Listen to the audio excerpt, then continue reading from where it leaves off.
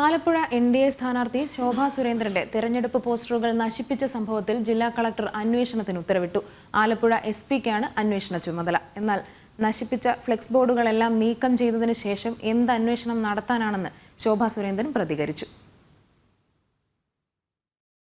പോസ്റ്ററുകളും ഫ്ലക്സ് ബോർഡുകളും നശിപ്പിച്ചതുമായി ബന്ധപ്പെട്ട് തെരഞ്ഞെടുപ്പ് കമ്മീഷന് ശോഭാ സുരേന്ദ്രൻ നൽകിയ പരാതിയിലാണ് നടപടി.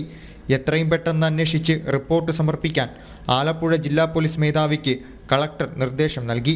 എന്നാൽ നശിപ്പിച്ച ഫ്ലക്സ് ബോർഡുകളും ആരിഫിന്റെ മുഖം വെട്ടിയൊട്ടിച്ച പോസ്റ്ററുകളും നീക്കം ചെയ്ത ശേഷം എന്ത് അന്വേഷണം നടത്താനാണെന്ന് ശോഭാ സുരേന്ദ്രൻ ചോദിച്ചു. അപ്പോൾ ഫ്ലക്സ് ബോർഡിന്റെ തല വെട്ടിമാറ്റി എൻ്റെ തലയ്ക്ക് പകരം ആരിഫിന്റെ തല വെച്ചുകൊണ്ട് ഫ്ലക്സ് ബോർഡുകൾ റോഡിലുണ്ടായിരുന്നത് കളക്ടർ ഉത്തരവിടുന്നതിന് മുൻപ് തന്നെ വണ്ടിയിൽ കയറ്റി കൊണ്ടുപോവുകയാണ് ഉണ്ടായത്. അപ്പോൾ എങ്ങനെയാണ് ഇത് തെളിയിക്കാൻ സാധിക്കുക?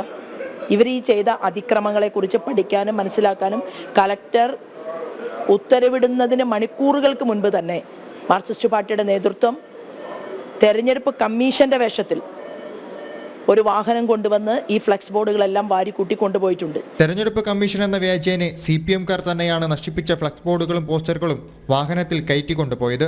രാഷ്ട്രീയം ചർച്ച ചെയ്ത് വോട്ട് ചോദിക്കേണ്ടതിന് പകരം ആലപ്പുഴയിൽ CPM ഇങ്ങനെയുള്ള മാർഗങ്ങളുമായാണ് മുന്നോട്ടു പോകുന്നതെന്നും അതൊന്നും ഈ തെരഞ്ഞെടുപ്പിൽ വില പോവില്ലെന്നും ശോഭാ സുരേന്ദ്രൻ വ്യക്തമാക്കി. ജനം, ആലപ്പുഴ.